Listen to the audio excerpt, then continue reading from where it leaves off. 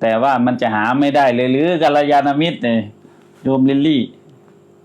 คนตั้งเป็นล้านคนจะไม่มีเลยหรือกัลยาณมิตรเนาะถ้าไม่มีกัลยาณมิตรคอยแนะนำ YouTube นั่นแหละกัลยาณมิตรเนาะเปิดเข้าไปสิธรรมะ นั่นแหละกัลยาณมิตรท่านฟังหลวงพ่อใดหลวงพ่อนั้นก็เป็นกัลยาณมิตรแล้วท่านได้ทรงจำธรรมนั้นมาปฏิบัตินั่นก็ธรรมนั่นก็ต้องมีกัลยาณมิตรครบสัตบุรุษใช่ไหมมันถึงจะได้ยินได้ฟังธรรมแล้วก็จะได้นำธรรมะเหล่านั้นมาปฏิบัติได้เนาะนี่เอาธรรมะเป็นกัลยาณธรรมกัลยาณมิตรกัลยาณธรรม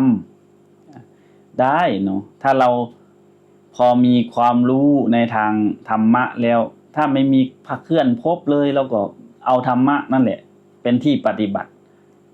เป็นที่ระลึกของจิตของใจเป็นที่พึ่งของจิตของใจเนาะเอาธรรมะนั่นแหละเขาเรียกว่ากัลยาณธรรมเนาะ